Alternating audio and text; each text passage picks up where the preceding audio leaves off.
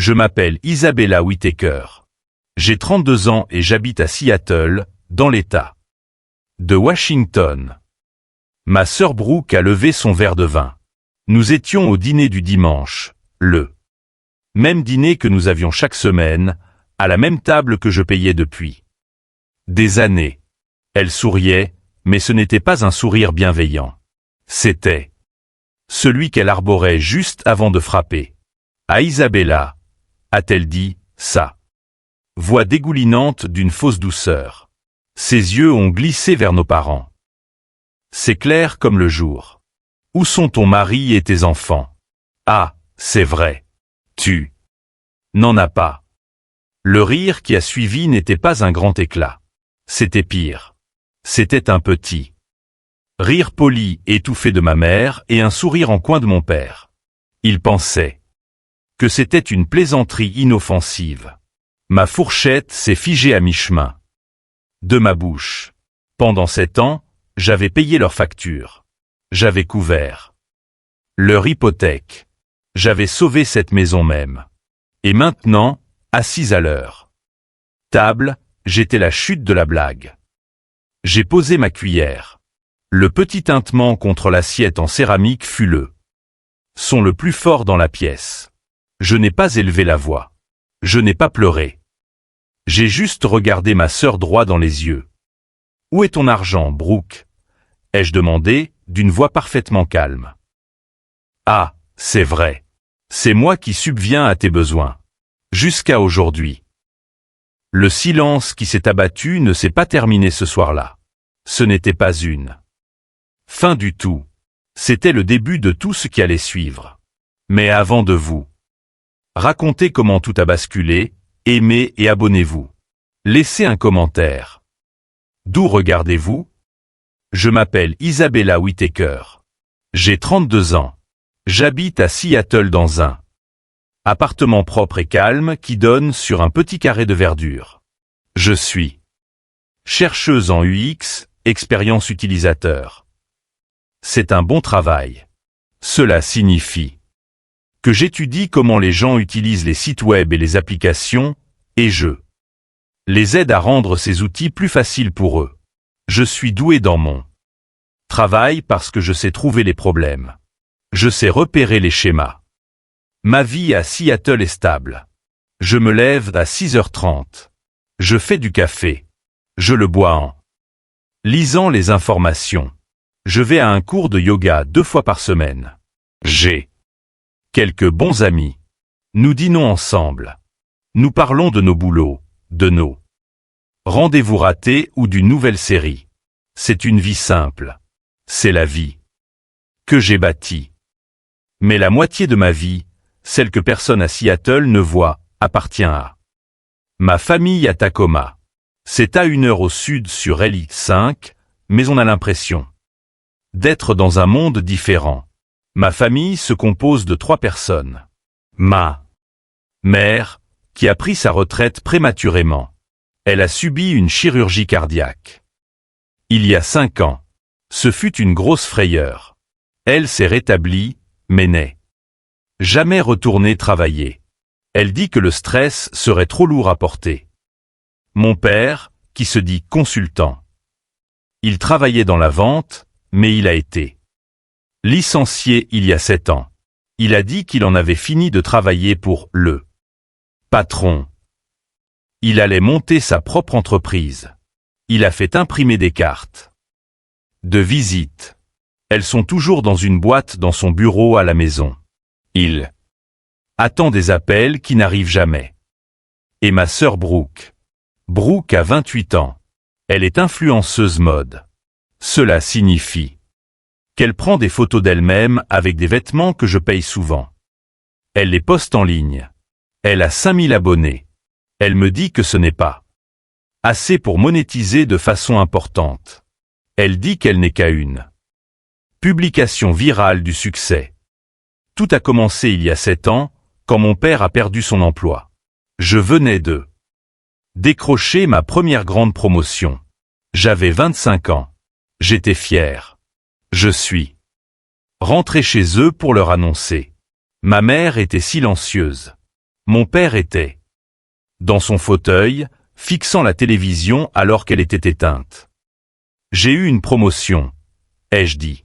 C'est bien, Isabella, a dit ma mère en se tordant les mains. La banque a appelé aujourd'hui. Nous avons 2 mois de retard sur la maison. Mon père ne m'a pas regardé. Il a juste dit, il ne valorise plus l'expérience. 30 ans dans le métier et il me jette pour un gamin.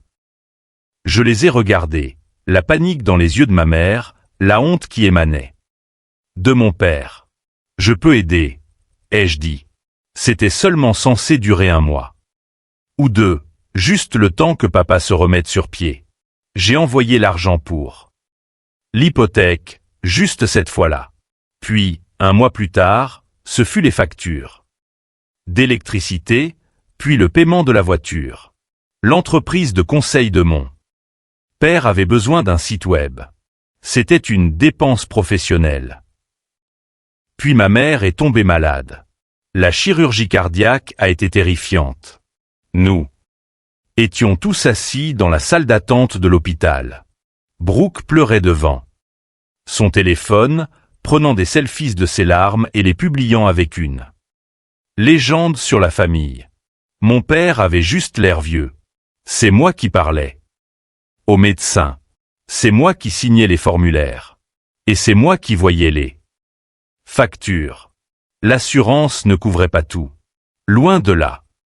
Qu'est-ce qu'on fait, Izzy? A chuchoté ma mère, sa main frêle dans la mienne. Ne t'inquiète pas, ai-je dit. Je m'en occupe. Alors, j'ai contracté un prêt et j'ai mis en place un virement récurrent. Mon fonds de soutien familial. Brooke a été la dernière pièce du puzzle. Elle avait abandonné l'université. Elle disait que cela étouffait sa créativité. Elle est revenue vivre à la maison. Elle allait devenir styliste, designer, influenceuse. Sa vie était une série de petites urgences coûteuses. Et Serette, tu peux m'aider juste cette fois? Mon assurance auto a expiré. Izzy, j'ai besoin d'un nouvel ordi. Le mien est trop lent pour mes logiciels de montage. C'est pour ma carrière. Et, tu peux me faire un Venmo? Le loyer est dû. Papa a dit que tu couvrirais. Elle ne vivait pas à la maison, bien sûr. Elle avait un appartement branché dans une ville voisine. Je ne comprenais pas comment elle pouvait se l'offrir. Puis, j'ai regardé mes relevés bancaires et j'ai réalisé que c'était moi qui l'offrais. Pendant 7 ans, j'ai maintenu ce système. Je me disais que c'était ce que font les bonnes filles, les bonnes sœurs. Nous sommes une famille. Nous soutenons les uns les autres. Mais le soutien n'allait que dans un sens. Je travaillais, il dépensait. J'épargnais, il prenait. Je suis devenu la personne stable, la responsable. C'est comme ça qu'il m'appelait. Isabella est tellement responsable. Cela ne ressemblait pas à un compliment. Cela ressemblait à un titre de poste. Cela ressemblait à une cage. J'ai arrêté de fréquenter des hommes. Comment pouvais-je introduire quelqu'un dans tout cela? Comment expliquer que mon salaire ne m'appartenait pas? Que j'avais 32 ans, mais que j'étais toujours lié à la maison de ma famille, aux dettes de ma famille, aux choix de ma famille? Tu travailles tout le temps, me disait mon amie Sarah à Seattle. Tu as besoin de t'amuser. Je suis juste occupé, répondais-je. J'étais occupé. Occupé à porter le sol pour que toute ma famille puisse danser dessus. Je vivais dans mon appartement propre et calme, mais je n'y étais jamais. Vraiment. J'étais toujours à Tacoma dans ma tête. Je vérifiais mon compte bancaire. J'attendais le prochain SMS, le prochain appel, le prochain juste. Cette fois. Je pensais que c'était ça, l'amour. Garder les lumières allumées, empêcher tout le monde de couler. Mais en conduisant vers ces dîners du dimanche, semaine après semaine, j'ai commencé à réaliser la vérité. Je ne les empêchais pas de couler. J'étais l'eau, j'étais le bateau, j'étais celle qui écopait sans cesse. Et j'étais la seule à nager. Le trajet vers Tacoma était toujours le même.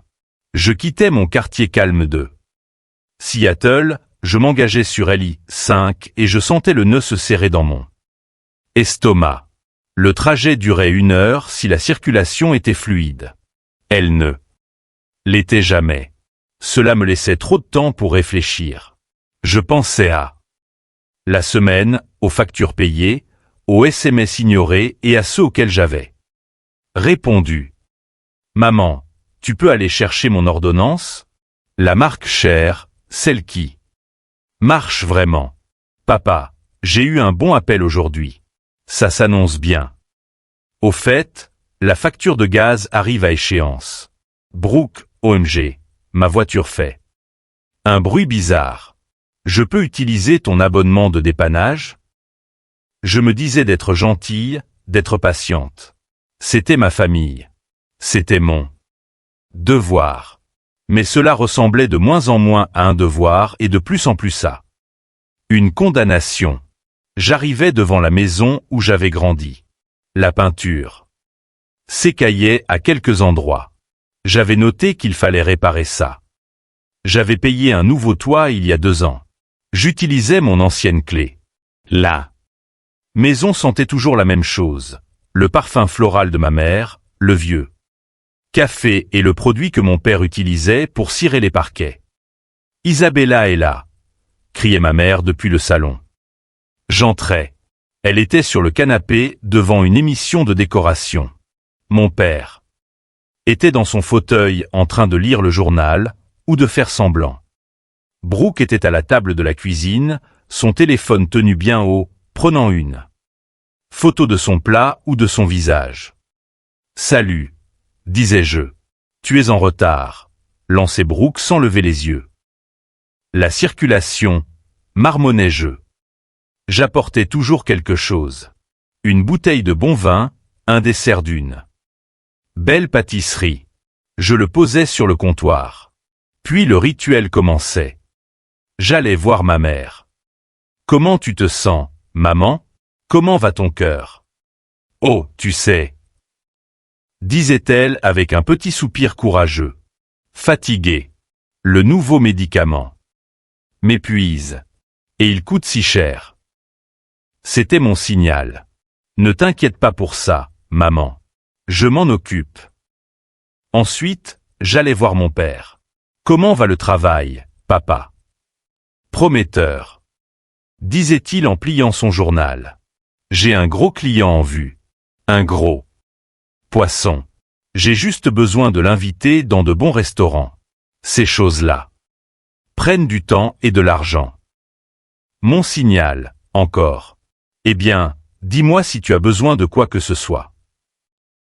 C'est ma fille, disait-il en me tapotant l'épaule. Puis j'allais vers Brooke. Quoi de neuf? Oh Haklala, ma vie. Soupirait-elle comme si c'était un fardeau immense. Cette marque voulait collaborer, mais il ne proposait que des produits gratuits. J'étais en mode. Vous savez qui je suis? Je mérite d'être payé. C'est tellement dur. Ça a l'air difficile, disais-je. Bref, ajoutait-elle, les yeux pétillants. Tu as vu le nouveau sac sur lequel je t'ai identifié sur Instagram? C'est mon anniversaire le mois prochain. Je dis ça comme ça. Je hochais la tête. Je souriais. Et ensuite, je commençais à aider. Je dressais la table. J'aidais ma mère à porter les plats. Elle faisait toujours la même chose. Poulet rôti, purée, haricots verts en conserve. Nous nous asseyions. J'écoutais. Ils parlaient de leur vie, de leurs problèmes, de leurs prochains grands projets. Mon père parlait de l'appel de conseil qui allait arriver d'un jour à l'autre. Ma mère parlait de ses factures de médicaments, des voisins et d'un nouveau médecin qu'elle voulait voir. Brooke parlait de ses événements, de ses abonnés et d'un drame avec une autre influenceuse. Il ne me posait jamais de questions sur moi. Pas vraiment. Parfois, j'essayais. J'essayais de partager un morceau de ma vie. Le projet de mon équipe vient d'être lancé, ai-je dit un soir. C'est un énorme succès.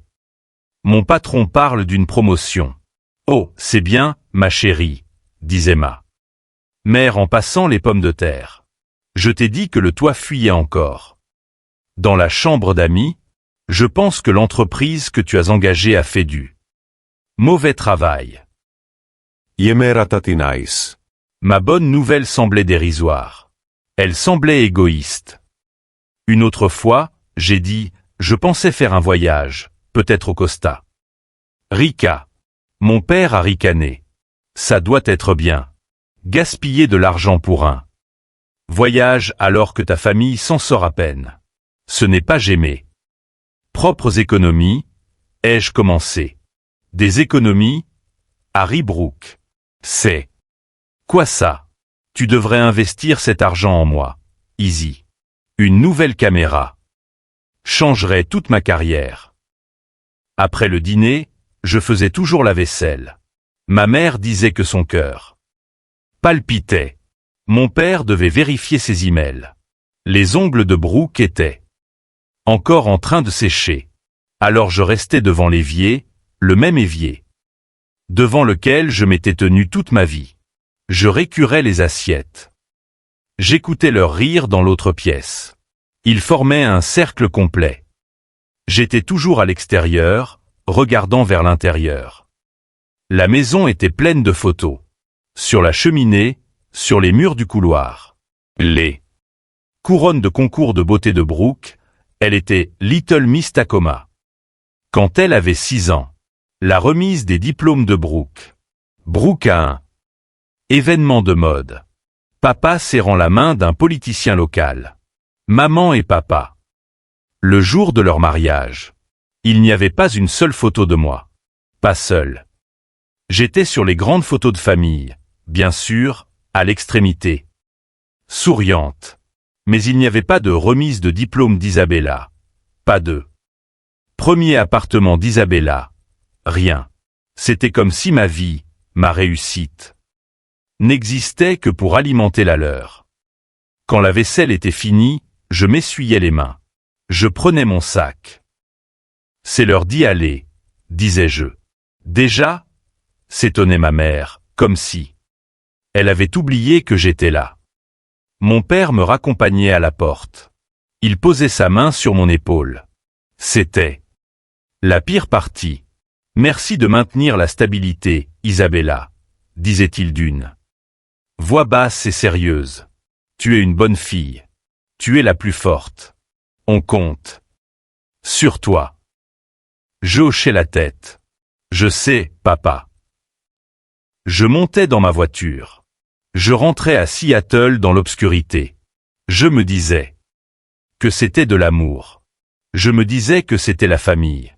Mais en garant ma voiture dans mon propre garage silencieux, je connaissais la vérité. Ce n'était pas de l'amour. C'était de la culpabilité. C'était de l'obligation. C'était le schéma auquel il m'avait entraîné. Et chaque dimanche, j'y retournais tête baissée. Ce dimanche-là fut différent. L'angoisse a commencé plus tôt. Elle m'a réveillé. L'air à Seattle était clair et froid, mais je ressentais une lourdeur. C'était le 1er du mois. Le jour où le paiement de l'hypothèque de mon appartement partait, et le jour où le virement de soutien familial partait. Aussi, ce mois-ci, c'était plus important. Brooke avait eu des réparations de voiture urgentes. La licence commerciale de mon père devait être renouvelée. Le reste à charge de ma mère avait augmenté. J'avais dû puiser dans mes économies. Mes vraies économies, le fonds pour le Costa Rica. Le fonds était presque vide. Quand je suis monté en voiture, je ne me sentais pas patiente. Je ne me sentais pas gentille. Je me sentais juste fatigué. Une fatigue profonde, logée dans les os, vieille de 7 ans. J'ai conduit jusqu'à Tacoma. J'ai écouté un podcast sur la mise en place de bonnes habitudes. Cela ressemblait à une blague. Je suis entré dans la maison. L'odeur du vieux café et du poulet rôti m'a frappé. Mon estomac s'est noué. Elle est là, a crié ma mère. Brooke était au comptoir de la cuisine, cherchant le bon angle pour un selfie. Avec le vin que je venais d'apporter. Il est bon, Easy, a-t-elle dit, non. Pas à moi, mais à son téléphone. Ma sœur a tellement bon goût. Elle a posté la vidéo. Mon père était dans son fauteuil. Easy, mauvaise circulation. C'était correct, ai-je répondu. J'ai posé mon sac. Le dîner fut le même que d'habitude. Ma mère s'est plainte. Des voisins. Mon père a parlé d'un nouveau terrain de golf prometteur qu'il avait visité, appelant cela du réseautage. J'étais silencieuse. J'ai juste mangé mon poulet. J'ai poussé mes pommes de terre dans mon assiette. Tu es bien silencieuse, a dit ma mère, les sourcils froncés. Tu te sens bien, ma chérie? Ça va, ai-je dit. Juste fatiguée. Brooke a ri. Elle n'a pas quitté son téléphone des yeux. Fatiguée de quoi? De ton boulot ennuyeux? De ta vie ennuyeuse? Brooke, sois gentille, a dit ma mère, mais elle souriait. Quoi? A dit Brooke en me regardant enfin. C'est vrai. Tu devrais venir à l'un de mes événements. Tu travailles tout le temps. C'est une bonne idée, Brooke, a renchéri ma mère. Isabella, tu as besoin de sortir davantage. Peut-être que tu finirais par rencontrer quelqu'un. A dit Brooke d'une voix acerbe. Elle s'amusait. Elle avait un public. J'ai fixé mon assiette. Mais Brooke a continué. Mais qui amènerais-tu? Ce n'est pas comme si tu avais quelqu'un. Je sentais le regard de mon père sur moi. Il souriait, attendant la chute. Ma sœur Brooke a levé son verre de vin, celui que j'avais payé. À Isabella, a-t-elle dit, sa voix suintant une fausse douceur. C'est clair. Comme le jour. Où sont ton mari et tes enfants? Ah, c'est vrai. Tu n'en as pas. Le rire. Ce n'était pas un éclat. C'était pire. C'était un petit rire poli de ma mère. Un souffle d'air de mon père. Il trouvait ça drôle. Il l'a trouvé maligne. Ma fourchette était dans ma main, à mi-chemin de ma bouche. Elle s'est arrêtée. Tout s'est arrêté. Le podcast sur les bonnes habitudes. Le compte bancaire. Le fonds Costa Rica vide. Les 7 ans. 7 ans. Tout s'est effondré dans ce minuscule moment de silence. Je n'étais pas une fille. Je n'étais pas une sœur. J'étais un distributeur automatique. Et j'étais la tête de Turc. J'ai posé ma cuillère sur l'assiette. Le tintement fut léger, mais il a transpercé la pièce. Le sourire de ma mère s'est effacé. Mon père s'est redressé. Le sourire suffisant de Brooke est resté figé. Je n'ai pas crié.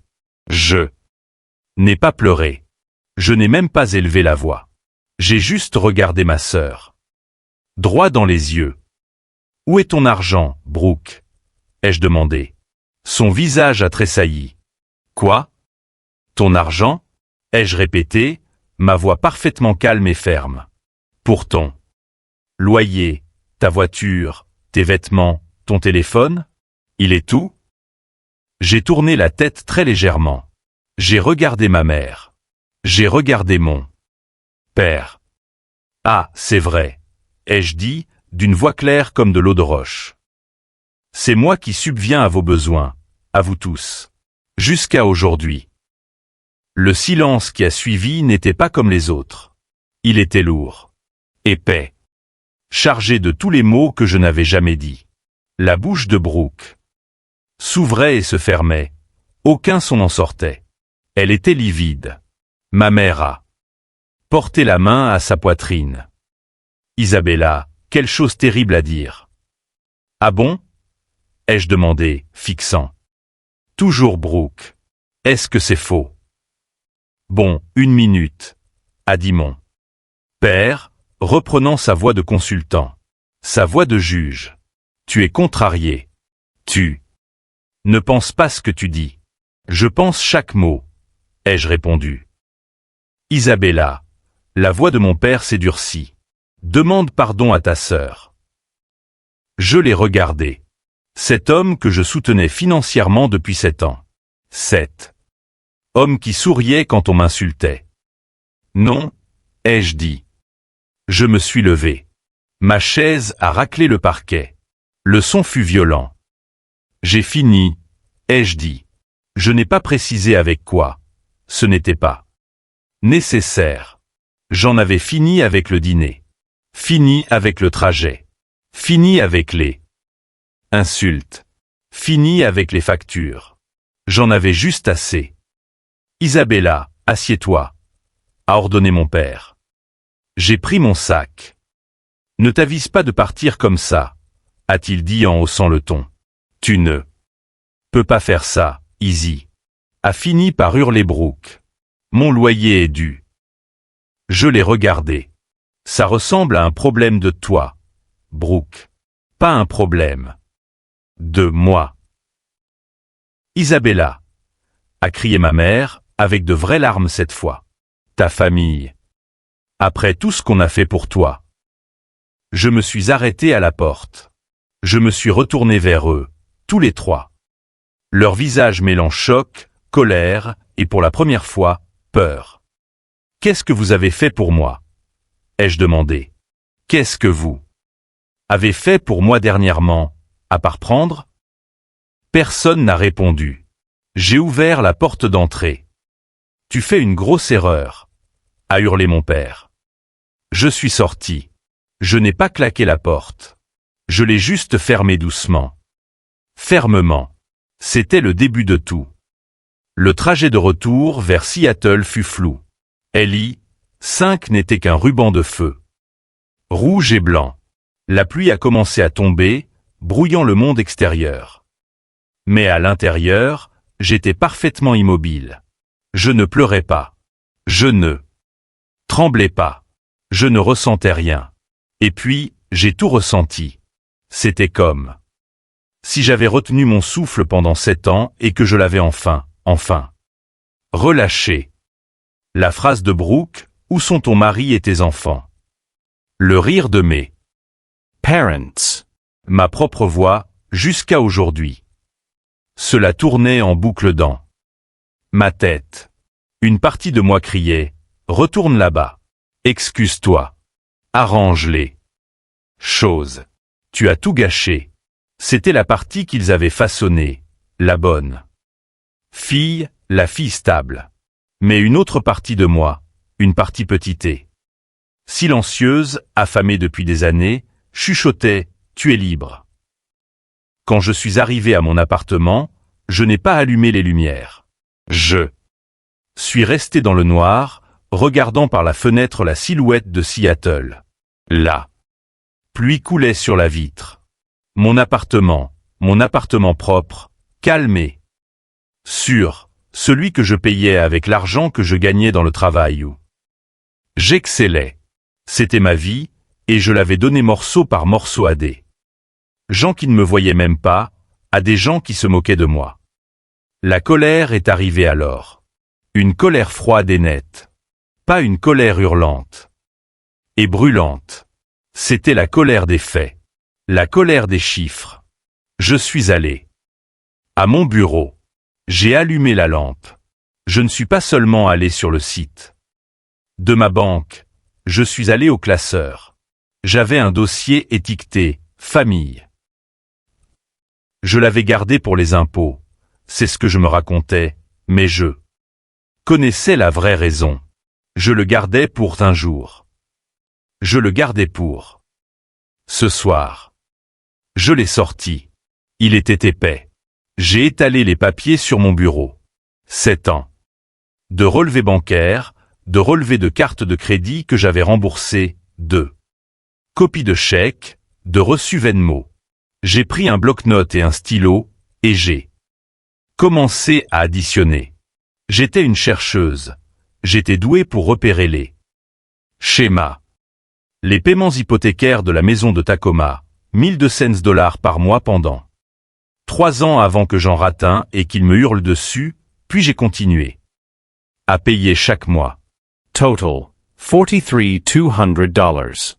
L'entreprise de conseil de mon père. $2,000 pour le site web, $500 pour l'adhésion au club de golf 2. Réseautage, $5,000 en fonds de démarrage qui s'étaient évaporés. Total, $8,500. $. Les factures médicales de ma mère, les restes à charge, les traitements holistiques qu'elle voulait essayer et que l'assurance ne couvrait pas. Total, $1,300. Et Brooke. Oh Brooke. Son loyer, $900 par mois pendant 2 ans, $21,600. Ses réparations de voiture, $3,400. Son ordinateur pour le montage, $800. Les frais d'événement et les investissements de carrière, $4,000.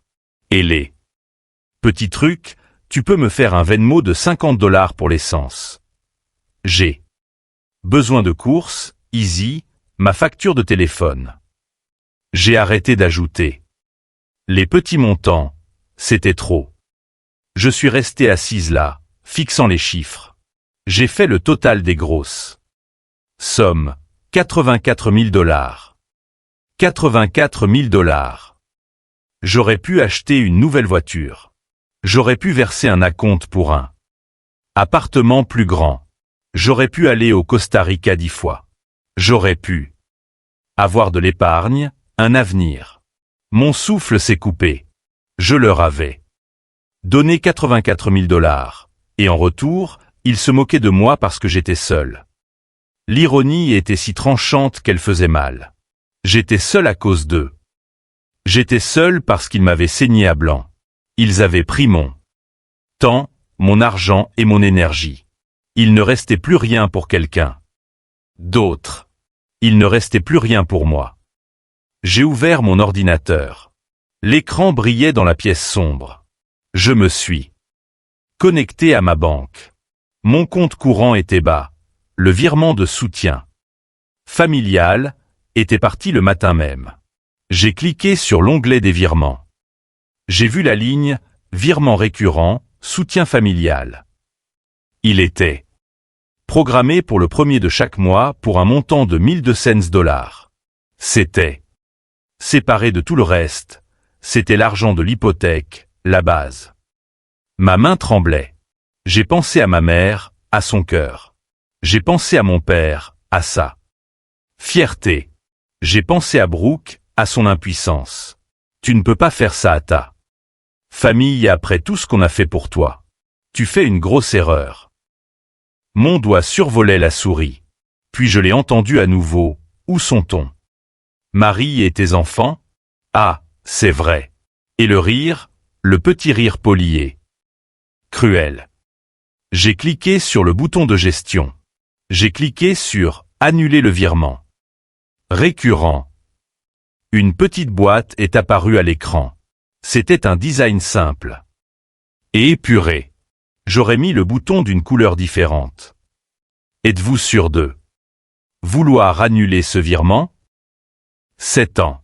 $84,000. Le rire. J'ai déplacé le curseur. J'ai cliqué sur oui. L'écran s'est actualisé. La ligne avait disparu. C'était juste un clic. C'était la chose la plus silencieuse que j'ai jamais faite, mais j'ai eu l'impression qu'une bombe explosait. J'avais l'impression de couper la corde qui m'étranglait. Depuis des années, j'ai fermé l'ordinateur. Je me suis assise à mon bureau, entouré des factures. Les preuves. La pluie s'était arrêtée. La ville était calme. Pour la première fois, mon appartement ne me semblait pas être une simple escale.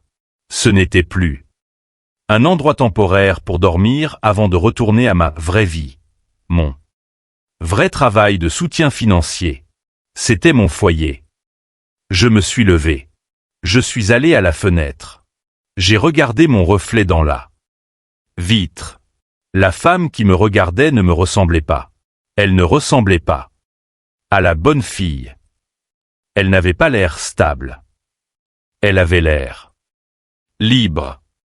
Le lundi après ce dîner fut la plus longue journée de ma vie. Je me suis réveillé avant mon réveil. Pendant une seule seconde merveilleuse, je n'ai rien ressenti, juste la lumière grise de Seattle dans ma chambre. Puis mon téléphone sur la table de nuit a vibré. Il était 6h01. Le nœud dans mon estomac était revenu. Je savais pertinemment ce que c'était. C'était le 1er du mois, le jour où le paiement de l'hypothèque devait passer. Le paiement que j'avais annulé. J'ai fixé le téléphone. C'était un rectangle noir. Cela ressemblait à une bombe. Je me suis dit, ne regarde pas, lève-toi. Fais du café. Va au yoga. Mais je ne pouvais pas. J'étais figé. Le téléphone a vibré encore et encore. Une série rapide de SMS. J'ai fini par le prendre. L'écran était aveuglant dans la pièce. Sombre. Le premier SMS venait de ma mère. Il est arrivé à 6h01. Maman, ma chérie. Est-ce qu'il s'est passé quelque chose? Le paiement de l'hypothèque n'est pas passé. La banque vient d'envoyer une alerte. Je suis sûr que c'est une erreur. Rappelle-moi. Ma chérie. Le mot qu'elle utilisait quand elle voulait quelque chose. Je suis sûr que c'est une erreur, était un test. Elle me donnait une chance de réparer les choses, de m'excuser, de revenir à la normale. Mes doigts n'ont pas bougé. Le deuxième SMS venait de mon père à 6h15. Papa, tu as oublié le virement. Pour la maison. C'était tout. Juste 6 mots. Pas de salutation. Pas de s'il te plaît. Juste un ordre. Tu as oublié. Comme si j'étais une enfant qui avait oublié de sortir les poubelles. Le sentiment de supériorité pure et non filtré qui s'en dégageait m'a donné la nausée. Il n'était pas inquiet, il était agacé. Il était dérangé. Le troisième SMS venait de Brooke. Il était 10h. Brooke, le loyer est dû. Tu peux me faire un Venmo? Le proprio fait chier. Elle n'était même pas au courant. Elle n'avait aucune idée de ce qui s'était passé au dîner.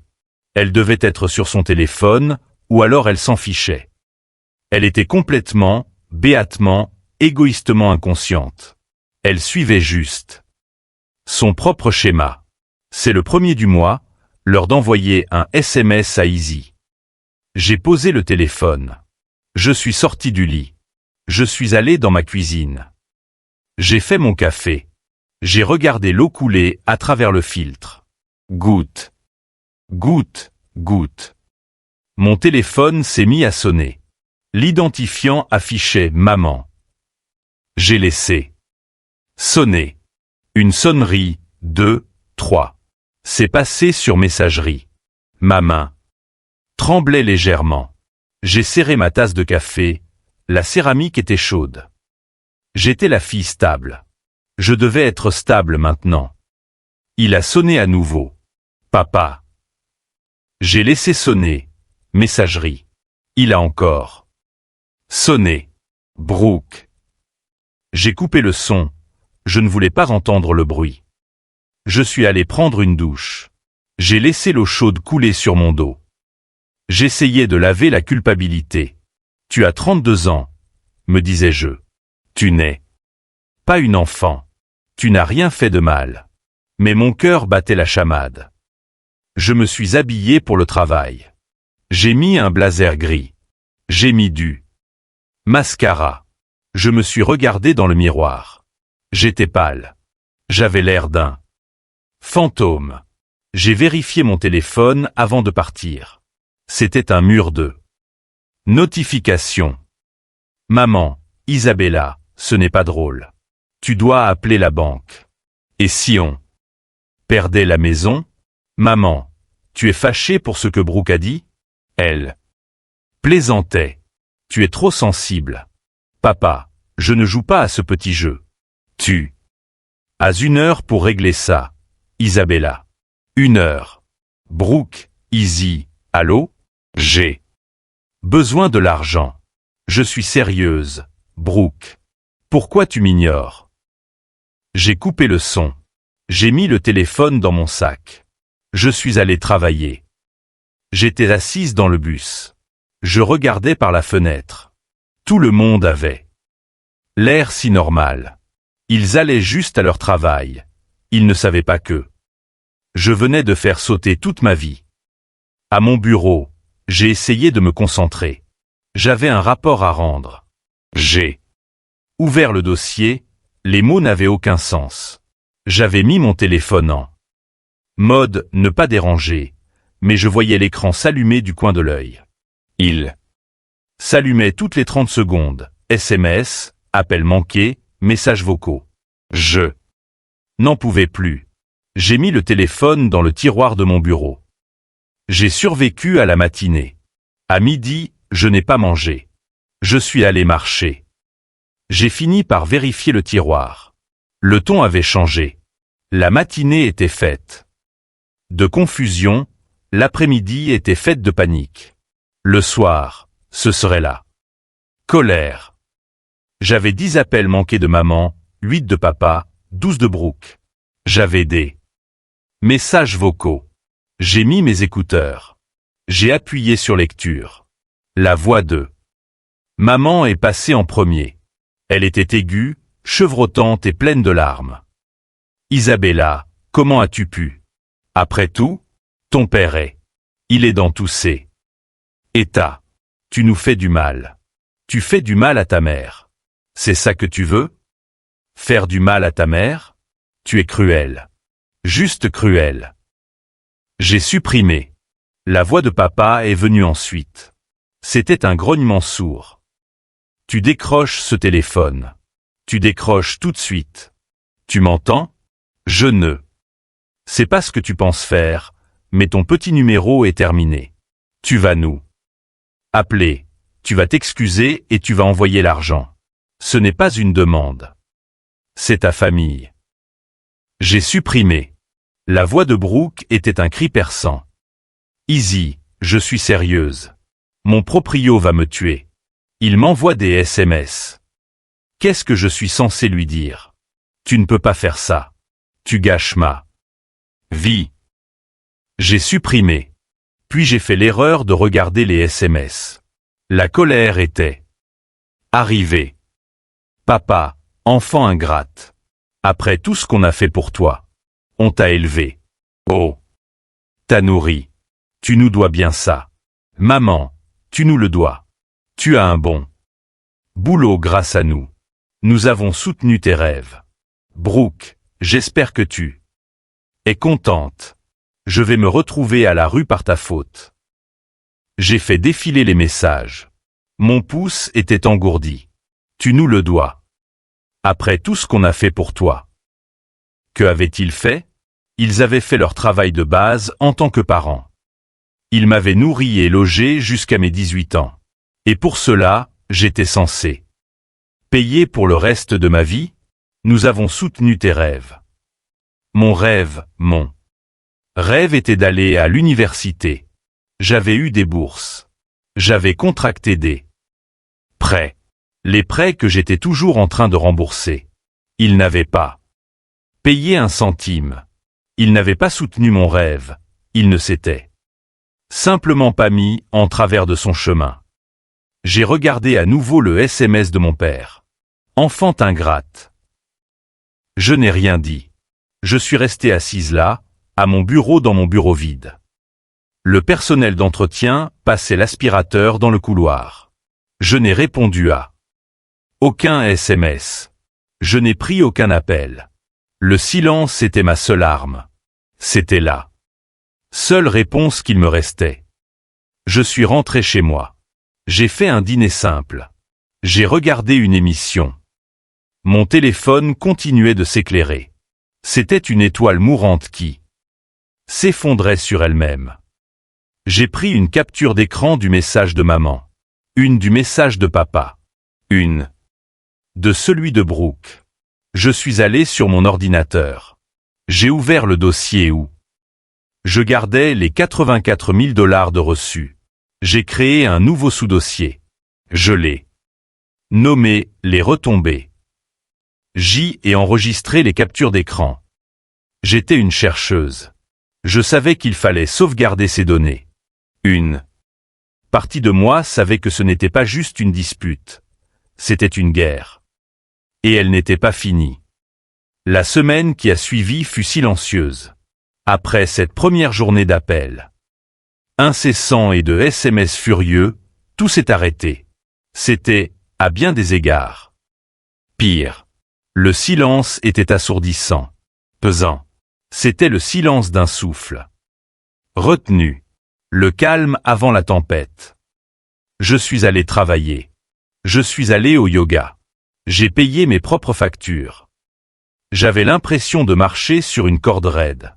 J'attendais que l'autre chaussure tombe. Elle est tombée le vendredi soir. Un seul SMS. Il ne venait pas de l'un d'eux. Individuellement, c'était un message de groupe.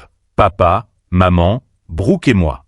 Le message venait de mon père. Papa, reviens à la maison dimanche. 17 h. Nous devons parler. Ce n'était pas une invitation. Ce n'était pas des excuses. C'était une convocation. Nous devons parler. Parler, pour lui, cela ne signifiait pas discuter. Cela signifiait faire un sermon. Cela signifiait me remettre à ma place. Mon premier réflexe fut de dire non. De répondre simplement « Je suis occupé » ou « Non merci » ou de simplement ignorer. Mais je savais que je ne pouvais pas. Si je n'y allais pas, cela ne finirait jamais. Il continuerait d'envoyer des SMS. Il continuerait d'appeler. Il pourrait même se présenter à mon appartement. Je devais y aller. Je devais leur faire face. Je devais mettre fin à cela là où tout avait commencé. J'ai passé toute la journée de samedi à me préparer. Je ne suis pas allé chez le coiffeur. Je n'ai pas acheté une nouvelle tenue de combat. Je suis allé à mon bureau. J'ai ouvert le dossier nommé « Famille ». J'ai imprimé des documents. J'ai imprimé le relevé bancaire avec le virement récurrent de 1 200 $ de soutien familial. J'ai imprimé l'historique Venmo pour Brooke. J'ai imprimé les copies des chèques que j'avais signés pour l'entreprise de conseil de mon père. J'ai imprimé les reçus pour les traitements holistiques de ma mère. J'ai mis tout cela dans une simple chemise cartonnée beige. Je ne l'ai pas étiqueté. Je l'ai juste glissé dans mon sac. J'ai passé le reste de la journée à simplement respirer. J'ai dit à mon amie Sarah que je faisais un grand ménage de printemps. Le dimanche, je n'ai pas redouté le trajet. Cette fois, je n'étais pas là. Victime. Je n'étais pas la bonne fille. Je n'étais pas le distributeur. J'étais juste Isabella, une femme de 32 ans se rendant à une réunion. J'ai fait l'heure de route jusqu'à Tacoma. Je n'ai pas écouté de podcast. J'ai juste écouté le bruit de la route. Je me suis garé devant la maison. La peinture s'écaillait toujours. J'ai utilisé ma clé. Je suis entré. L'odeur était la même, vieux café et jugement. Ils étaient tous là, disposés dans le salon. C'était une mise en scène. Mon père était assis dans son grand fauteuil, le siège du juge. Ma mère était sur le canapé, les mains tordues sur ses genoux. Elle ne me regardait pas, elle fixait ses propres genoux. Brooke était à l'autre bout du canapé. Elle faisait défiler des choses sur son téléphone. Elle faisait semblant. C'était une performance. Je m'ennuie tellement, ça ne m'atteint pas, mais sa jambe s'agitait nerveusement. Je me suis tenue au milieu de la pièce. Je ne me suis pas assise. Salut, ai-je dit. Mon père a désigné la chaise vide face à lui. Assieds-toi. Isabella. Je suis très bien debout, ai-je répondu. Ma voix était calme. Elle n'a même pas tremblé. Mon père a pris une grande inspiration. Il essayait d'être patient. Le patriarche raisonnable. Nous avons eu une semaine difficile, a-t-il dit. Ah bon? Ai-je demandé. Ma semaine s'est bien passée. Calme, en fait. Ma mère a tressailli. Brooke a arrêté de scroller. Ta mère, a dit mon père, sa voix devenant basse, a un problème cardiaque. Le stress que tu lui as fait subir est inacceptable. Ma mère a levé les yeux. On ne peut pas vivre comme ça, Isabella. On est une famille. Je sais. Qu'on l'est, ai-je dit. Alors pourquoi? A exigé mon père. Pourquoi? Arrêtez d'aider maintenant? Après toutes ces années. Vous savez très bien. Pourquoi? À cause d'une blague stupide? A-t-il ricané? Tu vas détruire ta famille pour une blague? Ce n'était pas une blague, ai-je dit. C'était la vérité. C'était la seule chose vraie que quelqu'un ait dite dans cette maison depuis des années. Le visage de mon père s'est assombri. Cette sottise. Ça s'arrête. Aujourd'hui, tu vas demander pardon à ta mère. Tu vas demander pardon à ta sœur. Et tu vas rétablir ce virement bancaire. J'ai regardé cet homme qui pensait pouvoir simplement me commander. Non, ai-je dit. Non, a-t-il répété, comme s'il n'avait jamais entendu ce mot. Non, ai-je dit à nouveau. Ce n'est pas de l'aide quand c'est attendu d'office. Ce n'est pas du soutien quand c'est exigé. Ça s'appelle de l'obligation. La pièce était parfaitement immobile. J'entendais le tic-tac de l'horloge sur la cheminée. Brooke a lâché un petit rire sec et laid, un ricanement. Waouh, a-t-elle dit, levant enfin les yeux de son téléphone. Quelqu'un s'est enfin trouvé une colonne vertébrale. Je me suis tourné vers elle. J'attendais ce moment. Tu te moques de moi, Brooke, ai-je dit, ma voix toujours calme. Mais tu as vécu à mes crochets pendant 7 ans. Tu es une femme de 28 ans et tu me fais payer ton loyer comme si j'étais ton deuxième parent. Tu. A-t-elle hurlé, son visage devenant rouge. Ça suffit, a rugi mon père. Il a frappé du poing sur l'accoudoir de son fauteuil. Ce n'était pas un coup sur la table, mais c'était tout comme. Surveille ton ton, a-t-il fulminé. Tu es dans ma maison, et nous sommes tes parents. Il s'est levé. Il essayait de paraître grand, intimidant. Je n'ai pas bougé. Je n'ai pas bronché. Je l'ai juste regardé dans les yeux. Le respect se mérite, papa, ai-je dit. Il ne s'exige pas. Le silence après mes paroles fut absolu. Le visage de mon père était cramoisi. Sa bouche était ouverte, mais aucun mot n'en sortait. C'était un homme qui avait dirigé toute sa vie, ou du moins qui avait prétendu le faire. Il venait de s'entendre dire non par la seule personne qu'il pensait ne jamais oser le faire. Ma mère se balançait légèrement sur le canapé. Isabella, s'il te plaît. A-t-elle chuchoté. Mais c'est Brooke qui a rompu le charme. Elle était furieuse, elle était acculée. Elle s'est levée, son téléphone à la main comme une arme. Tu te crois tellement supérieur à nous, n'est-ce pas? Avec ton super boulot. À Seattle et ton appartement calme? A-t-elle ricané? Tu ne serais rien. Sans nous. On est ta famille. On est les seuls qui t'aimeront jamais. J'ai failli sourire. C'était tellement pathétique, tellement prévisible. Non, Brooke, ai-je dit. Je l'ai regardé droit dans les yeux. Je ne serais pas rien sans vous. J'ai marqué une pause. Je serais plus riche. J'ai plongé la main dans mon sac. le sac que j'avais posé à mes pieds. J'ai sorti la chemise cartonnée. Je me suis avancé vers la table basse, celle sur laquelle ma mère me disait toujours de mettre un dessous de verre. J'ai lâché le dossier dessus. Le claquement du papier fut plus fort que le cri de mon père. « C'est quoi ça ?» a exigé mon père. « Tes devoirs. Ce sont mes recherches. » Ai-je dit. Brooke, curieuse, a tendu la main. « Vas-y, » ai-je dit. « Ouvre-le. » Elle a ouvert la tâche. Elle a sorti la première feuille. C'était l'historique. Venmo. Son visage est passé du rouge au blanc. « C'est quoi ça ?» a-t-elle chuchoté. « Ça, » ai-je dit, c'est chaque dollar que je t'ai envoyé. Ton loyer, ta voiture, tes vêtements, tes cafés. Tout est là. J'ai regardé mon père. La page suivante, c'est ton entreprise de conseil. Les 8500 $ dont tu avais besoin pour les fonds de démarrage.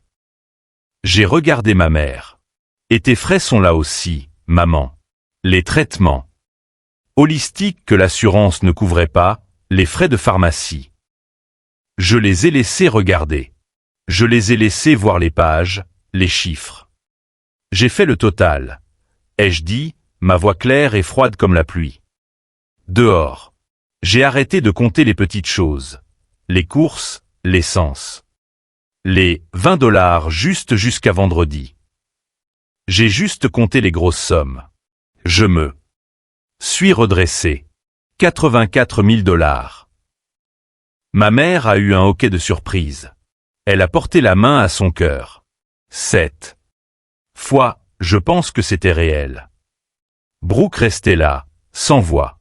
Le visage de mon père était illisible. Il regardait les papiers. Il regardait les preuves. Je vous ai donné 84 000 $, ai-je dit. Et en retour, vous vous êtes moqué de moi parce que je n'ai pas de mari. J'ai pris une grande inspiration. C'était la partie la plus difficile. Mais vous savez, ai-je ajouté, ça ne me dérangeait pas. Vraiment pas. J'étais la fille stable. J'étais la bonne fille. Je gardais les lumières allumées. Je faisais mon travail. J'ai marqué une pause, jusqu'à ce que la description du poste change. J'ai replongé la main dans mon sac. J'ai sorti une dernière feuille. Elle était pliée. Je ne l'ai pas posée sur la table. Je me suis approché et je l'ai tendue à mon père. Il ne voulait pas la prendre. « C'est quoi ?» a-t-il demandé, la voix rauque. « Ça vient de ma banque. » Ai-je dit. Je l'ai reçu il y a 3 jours. Après que mon dossier, retombé, m'a fait réfléchir, j'ai décidé de demander mon rapport de solvabilité, juste, pour être stable. Je mentais. La banque m'avait appelé pour un retard de paiement. C'est un avis, ai-je dit, concernant un prêt hypothécaire sur la valeur nette de la maison. Ma mère a arrêté de se balancer. Un prêt. J'ai dit que j'avais apparemment co-signé il y a 6 mois.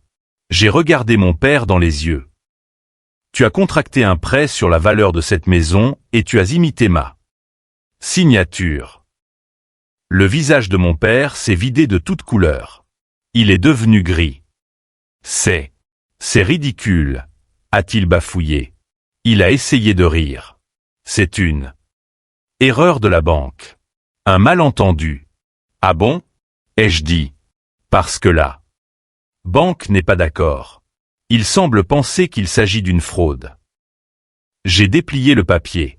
Je lui ai montré la signature, sa tentative maladroite et tremblante de reproduire mon nom. Je ne sais pas pour qui tu te prends, a-t-il commencé, la voix montant d'un ton, essayant de reprendre le dessus. Je sais exactement qui je suis. Ai-je dit. Je suis la personne à qui tu as volé de l'argent. Isabella, a crié ma mère, ses larmes coulant enfin, de vraies larmes. Brûlantes. Oh, on ne l'a fait que pour sauver la maison. La plomberie. Elle allait exploser. On ne voulait pas t'ennuyer. Tu étais tellement occupé. Je l'ai regardé, les larmes répétées, les excuses répétées. Tu ne m'as pas épargné, maman, ai-je dit. Tu m'as volé. J'ai regardé. À nouveau mon père. Tu comptais sur moi pour éponger tout ça. Tu comptais sur moi pour être la bonne fille et payer la facture sans rien dire. Tu n'as jamais, au grand jamais, pensé que je le découvrirais. J'ai replié le papier. Voici le marché, ai-je dit. Vous avez 30 jours. Pas pour me rembourser. Je ne veux pas de votre argent, vous n'en avez pas. Vous avez 30 jours pour retirer mon nom de ce prêt. Refinancer, vendez la maison, je m'en fiche. Vous allez effacer mon nom de ce dossier. J'ai laissé ces mots peser dans l'air. Et si on ne le fait pas? A dit mon père, sa voix comme une menace sourde. Si vous ne le faites pas, ai-je répondu, mon avocat dépose une plainte pour fraude. Et mon avocat sera ravi de montrer à la police ce dossier et toutes les captures d'écran de cette semaine. Silence. Un silence complet, total, magnifique. Je les tenais. Ma mère sanglotait ouvertement. Oh, on ne pourra pas. On va se retrouver à la rue. Ça, ai-je dit, ce n'est pas mon problème. Je me suis détourné. J'ai marché vers la porte d'entrée. Ma main était sur la poignée. Vous comptiez sur moi pour nettoyer vos saletés, ai-je dit, le dos tourné vers eux. Pas cette fois. Je suis sorti. J'ai fermé la porte et je ne me suis pas retourné. Les 2 semaines qui ont suivi furent le véritable test. Après être parti, je m'attendais à plus de SMS, plus de colère, plus de supplications. Je n'ai rien reçu. Ce fut un silence total, assourdissant. Je leur avais donné un ultimatum. J'avais accusé mon père d'un crime, et maintenant, rien. J'ai commencé à douter de moi. Est-ce que j'avais imaginé tout ça?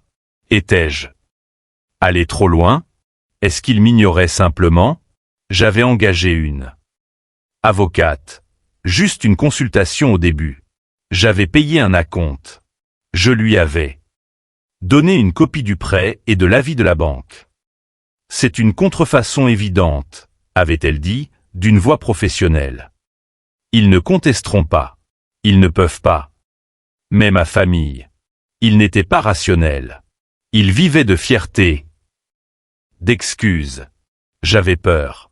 Peur que mon père soit assez stupide pour me pousser à bout, que je doive réellement déposer une plainte à la police, que je doive envoyer mon propre père en prison. Avais-je la force de faire ça? J'ai passé ces 2 semaines sans dormir. Je restais à ma fenêtre à regarder les lumières de la ville sur l'eau. J'ai bu beaucoup de thé. J'ai pensé à mon enfance.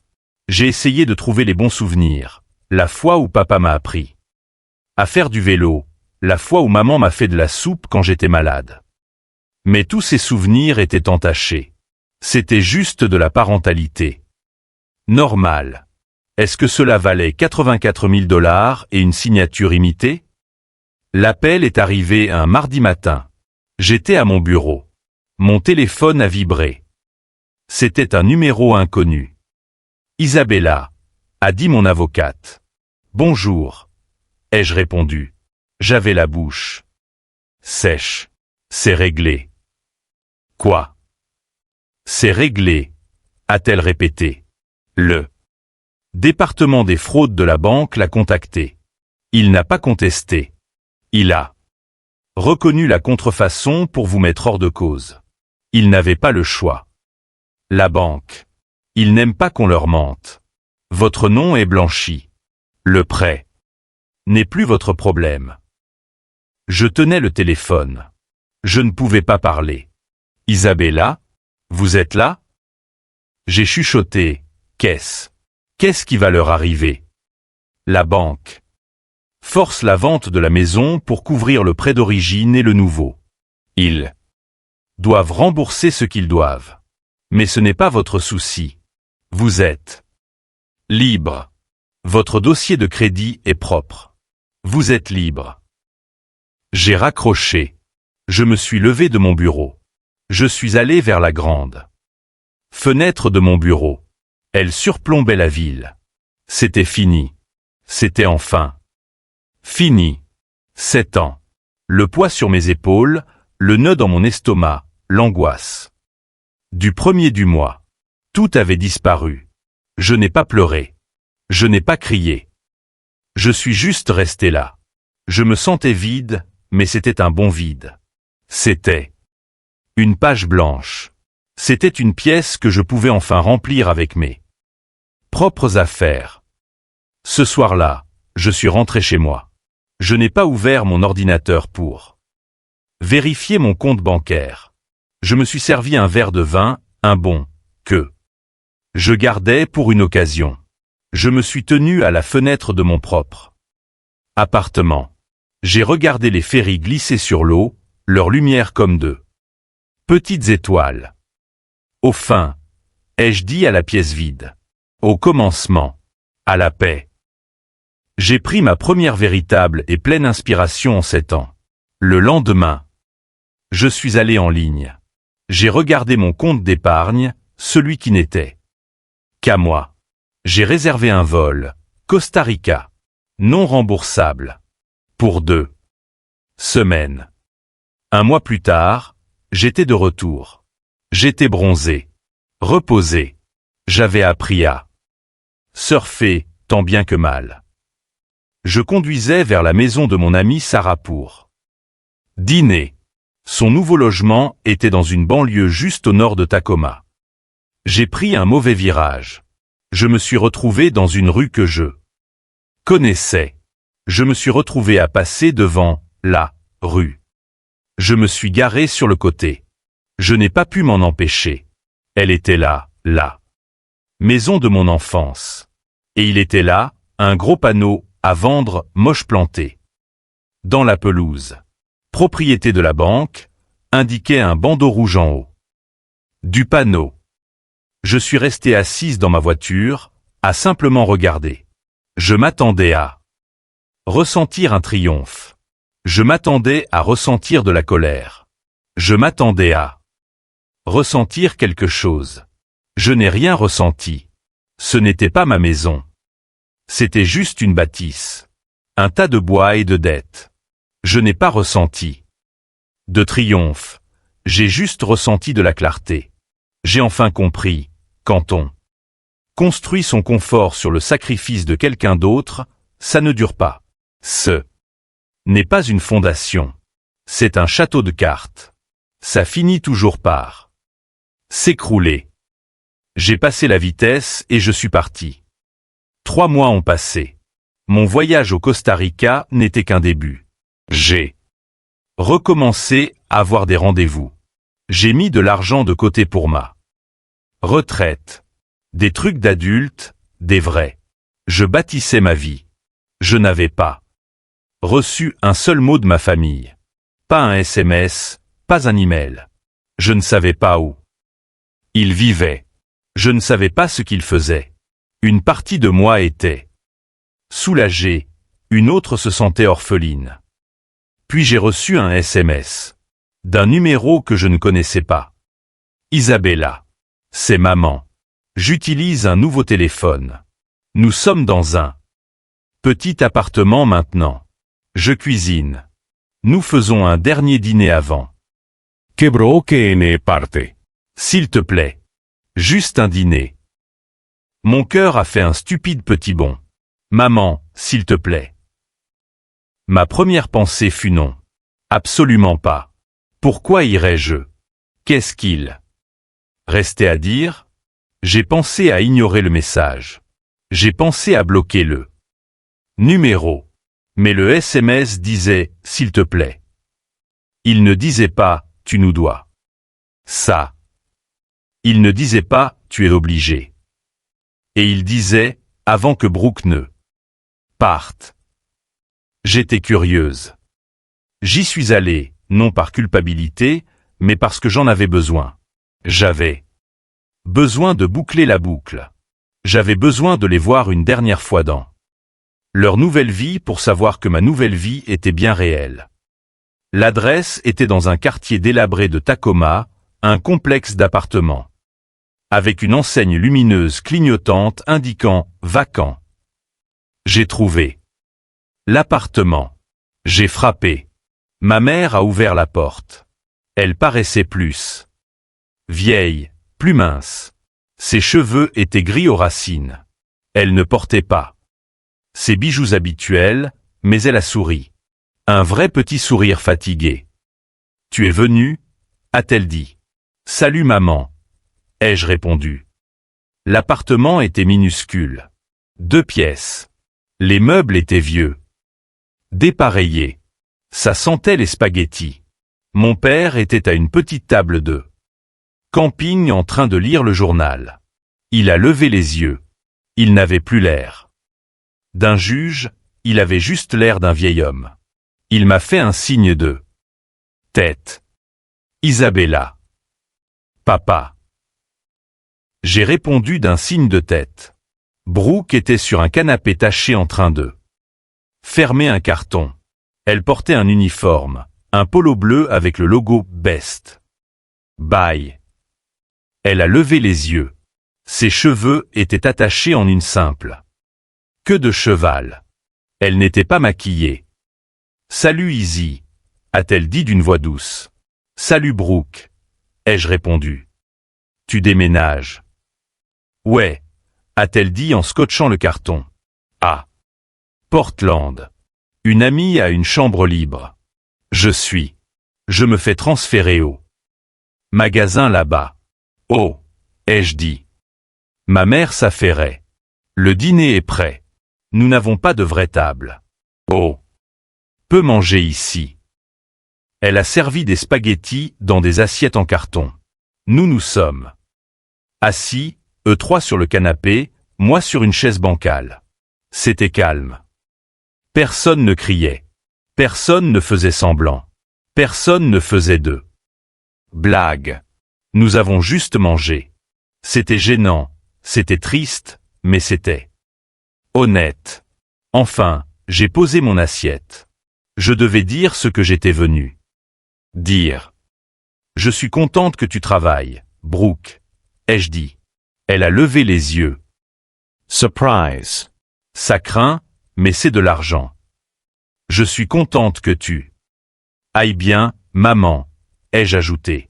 Elle a hoché la tête, les yeux humides. Oh, on s'en sort.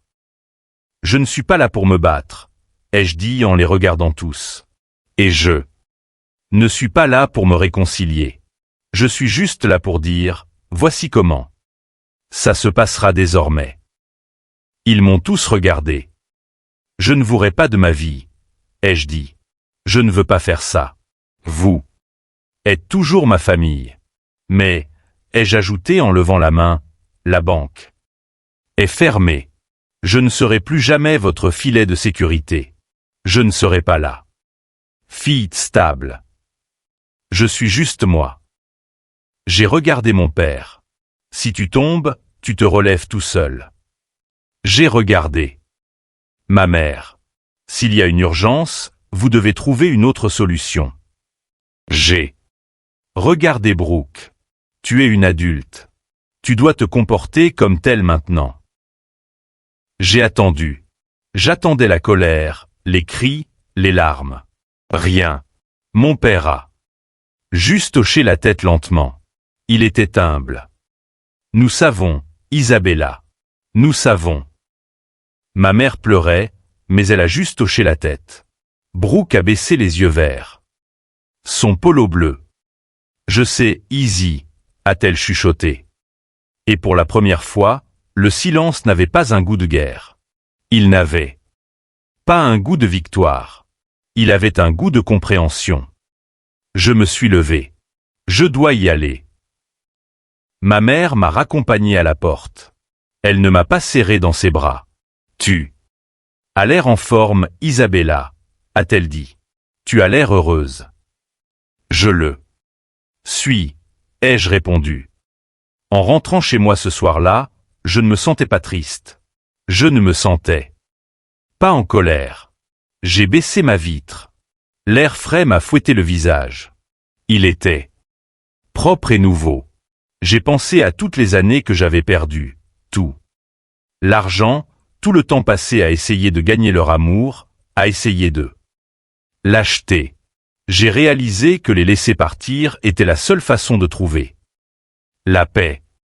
J'ai enfin compris que l'amour n'est pas le sacrifice. Pas celui qu'il voulait. C'est le respect. Et le respect devait commencer par moi. Cela devait commencer par dire non.